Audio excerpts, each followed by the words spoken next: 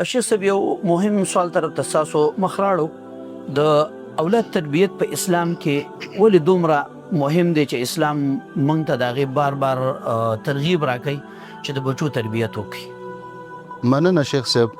د اولاد تربیت دومره مهم دی او ځکه مهم دی چې موږ او تاسو دلته ناست یو او دلته په دې سټوډیو کې د دنیا په 4 واړو ګوټونو کې چې څومره علما دي، مشایخ دي، دا ټول د میندو د پلارانو د تربیت نتیجه ده.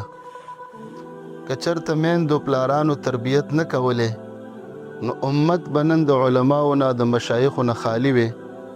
نو ځکه په اسلام کې د اولاد تربیت اهم دی او د مور او پلار ذمہ داری نه بلکې فریضه ده چې امت ته علما پیش شي.